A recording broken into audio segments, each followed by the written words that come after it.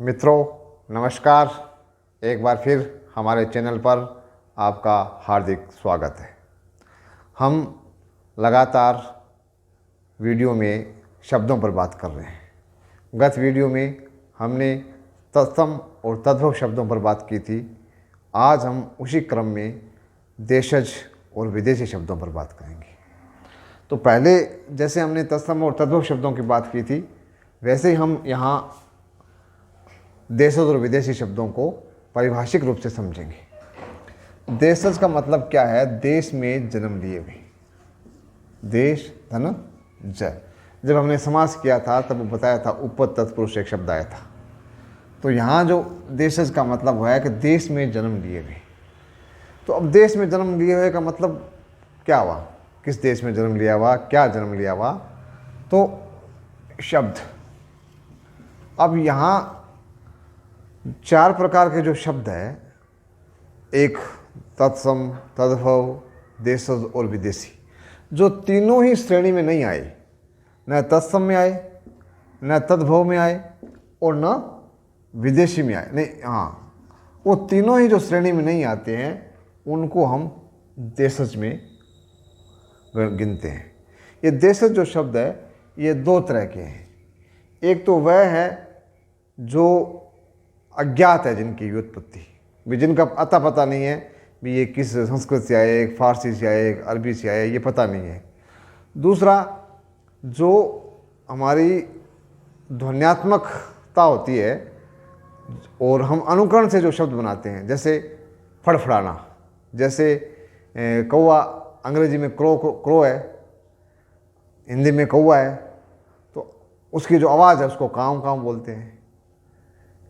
जो चिड़िया है उसके बाद चीं चीं बोलते हैं।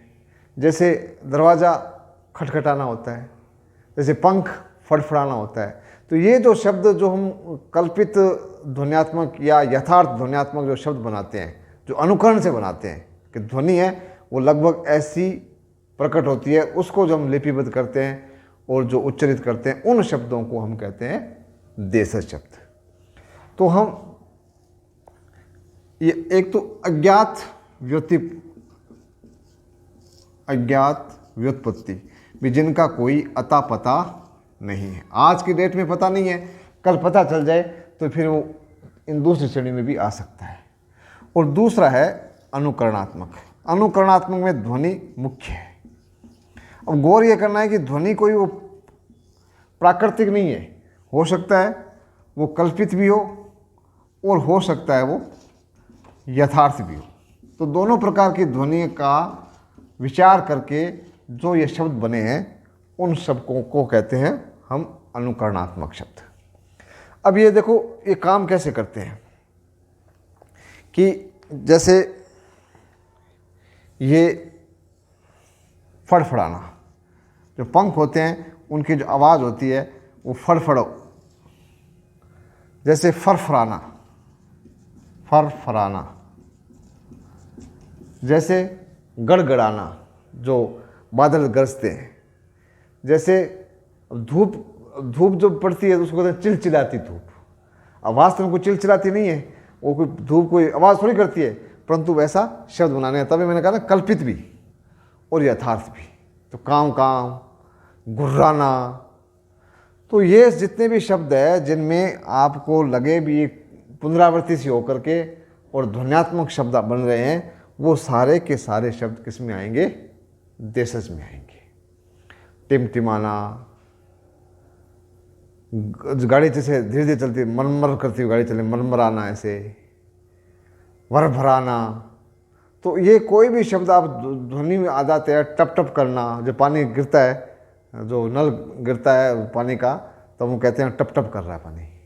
तो ये जितने भी शब्द आपके ज़बान में अपने आप आ जाते हैं, वो सारे के सारे अनुकरणात्मक शब्द होंगे और वो इस देशज शब्द का एक हिस्सा होंगे। दूसरा, अज्ञात व्युत्पत्ति। जैसे एक शब्द है पेड़। अब पेड़ का पता नहीं है पेड़ कहाँ से आया, तो इसको हम देशज की श्रेणी में रखते हैं। इसी तरह का शब्द है एक तेंदुआ। अब तेंदुआ शब्द हम प्रयोग करते हैं, परंतु इसका अता पता नहीं है शब्द कैसे बना।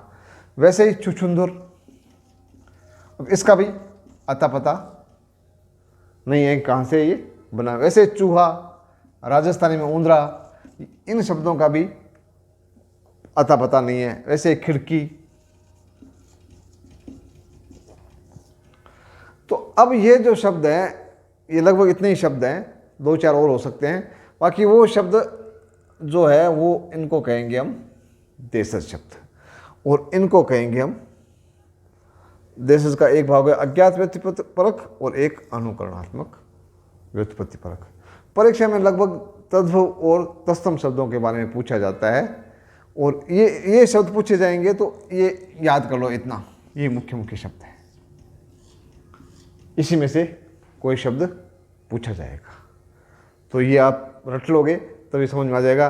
और ये शब्द आप प्रकृति से समझ जाओगे भी ये पुनरावृत्ति होगी और ध्वनि मुख्य होगी, तो आपको इसमें किसी प्रकार की कोई भ्रांति नहीं रहेगी। ये शब्द आप दिमाग में बिठा लो, रट लो, और फिर ये शब्द बहुत सारे बनते हैं, और ये हिंदी की अपनी प्रकृति है शब्द निर्माण की, तो इनको भी आप ध्यान से समझ लीजिए। अब रह गया शब्द विदेशी। विदेशी किसे कहेंगे? पहले तो इस विदेशी को समझें। विदेशी का मतलब ये नहीं कि अमेरिका, फ्रांस, जापान की बात कर रहे हैं। भाषा की अपनी एक प्रकृति होती है, और उस भाषा की प्रकृति से भिन्न प्रकृति की भाषा के जो शब्द आते हैं उन्हें हम विदेशी शब्द कहते हैं। जैसे जब हिंदी की बात करती है तो हिंदी भाषा का साहित्य 17 बोलियों का साहित्य है, तो 17 बोलियों के जो शब्द है वो हिंदी में समाहित है। हम उन शब्दों को विदेशी नहीं कहेंगे, परंतु इनके जो अलावा जो भाषाएं हैं, मान लो बंगला है, मराठी है, गुजराती है तो ये भारत देश की भाषाएं, परंतु हिंदी की जब शब्दों की बात करेंगे, विदेशी शब्दों की बात करेंगे, तो वो शब्द भी विदेशी शब्दों में आएंगे, चाहे मराठी के हैं, चाहे गुजराती के हैं, चाहे बांग्ला के हैं, या किसी अन्य भाषा के हैं। तो हम ये पहले तो विदेशी भाषा का संप्रत्यय अच्छी तरह से समझ जाएं। अब हम कुछ उदाहरण देखेंगे। जैसे हमारी पास जो विदेशी शब्दों की सबसे जो अधिक संपदा है वो है अरबी और फारसी की, जो हमें उर्दू में आज भी जिनका प्रयोग किया जाता है। तो हमें वैसे तो जब पहचान करनी हो तो अरबी और फारसी की पहचान करनी बहुत मुश्किल है, और परीक्षा में ऐसा पूछा भी नहीं जाता कि ये शब्द अरबी का है या फारसी का है। हमें ये पूछा जाता है कि ये शब्द किस श्रेणी का है। जैसे मान लो एक शब्द पूछ लिया कि ये दीवार शब्द आ गया। अब ये पूछ लिया कि दीवार आपका शब्द है, ये तत्सम है, तद्भव है, देशज है या विदेशी है। बस इतना ही पूछा जाएगा। ये नहीं पूछा जाएगा कि ये अरबी है, फारसी है, क्योंकि ये यहाँ पर ये ध्येय भी नहीं है कि विद्यार्थी अन्य भाषाओं की शब्दों की भी विशेषज्ञता हासिल करे। तो अब दीवार शब्द ये देखना है कि ये हमारी तत्सम क्या है, क्या तद्भव है, क्या देशज है, क्या, तब ये पता चलेगा कि ये दीवार इन तीनों श्रेणी में नहीं है, तो ये उर्दू में प्रयुक्त हो सकता है, तो या तो अरबी की हो या ये फारसी का शब्द है। तो अब इसको हम कहेंगे विदेशी शब्द। तो अब मोटा मोटी जो शब्द है वो है अरबी के, फारसी के, इसके चीनी के, क्योंकि पुर्तगाली भी आए तो पुर्तगाल के, जापानी के, ये जो तुर्की के, फिर ये जो अंग्रेजी के। अब तो अंग्रेजी का शब्द बहुत ही अधिक काम में लिए जा रहे हैं। तो ये जितने भी भाषाएं हैं, जो विदेशी भाषाएं हैं, इन सब के शब्द, क्योंकि यहाँ उनका राज रहा है, जैसे एक फ्रांस को भी राज रहा है तो फ्रेंच के, रूसी के, 2-2, 4-4 शब्द तो सभी भाषाओं से हमारे यहाँ पास आए हैं। परंतु ये जो कुछ मुख्य भाषाएं हैं जिसमें अंग्रेजी मुख्य है और ये अरबी फारसी मुख्य है, इनसे जो शब्द है वो बहुत अधिक संख्या में बने हुए हैं। अब जैसे एक उदाहरण से आपको अगर इसका कंसेप्ट समझना हो तो ये शब्द आ जाए, मान लो भीति। यहाँ गौर करना, भीति, भींत और दीवार। अब आपसे पूछा जाए कि इनमें से आपके पास तद्भव कौन से हैं, तो चूंकि मैंने बताया था कि अनुनासिकता जहाँ होती है वो तद्भव की संभावना बनती है। ये तद्भव है, यह तत्सम है और ये विदेशी है। तो ऐसे आपको शब्दों की पहचान करनी है। तो अब जहाँ पर भी आपको, जैसे इम्तिहान है, औरत है, अदालत है, ये शब्द अरबी के हैं। जैसे देहात है, दरखत है, ये शब्द है फारसी के। परंतु आपको फारसी में और अरबी में कंफ्यूज नहीं होना है। मुझे भी अधिक जानकारी नहीं है, कंफ्यूज मैं भी हो जाता हूँ। इसलिए हम तो ये क्या करेंगे कि उर्दू के शब्द है ना, उनको हम विदेशी शब्द मान लेते हैं। वैसे तो उर्दू हमारे हिंदी की एक शैली है, परंतु उर्दू की जो शब्दावली अधिक है वो है अरबी और फारसी के शब्दों की। हुआ दरअसल क्या है कि ईरान और सऊदी अरब पास पास में है, तो जब ईरान की भाषा है फारसी, तो जो उर्दू में शब्दावली का प्रयोग हुआ है तो पहले अरबी से फारसी में आया और फारसी से हम फिर उर्दू में इसका इस्तेमाल किया जाता है। तो इसके जो शब्द भंडार है वो सारा अरबी और फारसी का है। तो अब जो भी आपको शब्द उर्दू वाले नज़र आए वो सारे के सारे शब्द किस में आएंगे, विदेशी शब्दों में आएंगे। ये दरखत, इम्तिहान, किताब, आदमी, औरत, नसीब, हल्फनामा, हरफ, ये सारे शब्द किसके हैं, विदेशी शब्द हैं। और बहुत सरल सा आपको याद करने का तरीका क्या है कि जो भी ज़मीन से संबंधित शब्द है जितने भी, वो सारे फारसी के, क्योंकि शेरशाह सूरी ने भू प्रबंध का काम शुरू किया था। तो शेरशाह सूरी भी हुमायूं के पास था, उसका सेना में रहा था और उसी ने फिर अपना हुमायूं को हरा करके अपना शासन स्थापित किया था।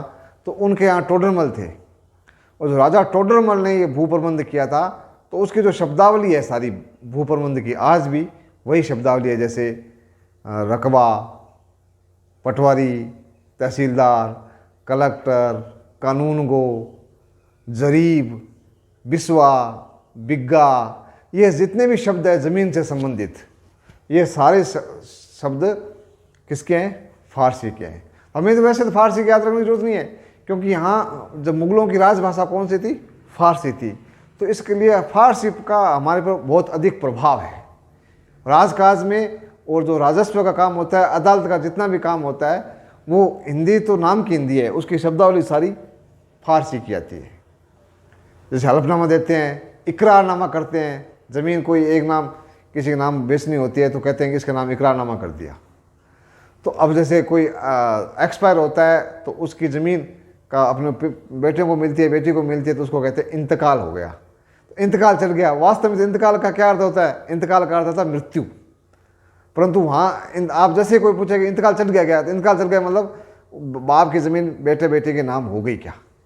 तो ये भी शब्द वहीं से आया हुआ है। तो जितने भी आप शब्द ये अदालत के, ज़मीन के सुनोगे, वो सारे के सारे शब्द विदेशी कहलाएंगे। एक बहुत सरल सा तरीका है। अब ये जितने भी पदनाम है मैंने अभी बताया है, नीचे से लेकर ऊपर तक, सबसे छोटा पटवारी होता है, पटवारी से लेकर कलेक्टर तक जो राजस्व का अधिकारी होता है, उन सब के नाम ये विदेशी शब्द है। अब जैसे चीनी, ये चीकू, लीची, ये सब चीनी शब्द है। ऐसे ये पुर्तगाली, जैसे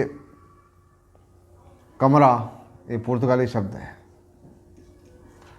जापानी, जैसे सायोनारा। तुर्की, ये बम, तोप, ये लेके आए थे ना, ऐसे शब्द सारे तुर्की के हैं। अंग्रेजी के शब्द है ही, हम बहुत अधिक, स्कूल है, हाफ पेंट है, पेन है, ये सारे शब्द अंग्रेजी के हैं। फ्रेंच के, अब ये अंग्रेज और अंग्रेजी शब्द है ना, ये खुद ही शब्द फ्रेंच का है। फ्रेंच मतलब फ्रांसीसी शब्द बना हुआ है, अंग्रेज और ये अंग्रेजी। उसी प्रकार रूसी, ये जार, जो हम बोलते हैं ना, जो जार में तो वैसे तो वो बर्तन होता है, मर्तबान को कहते हैं जार।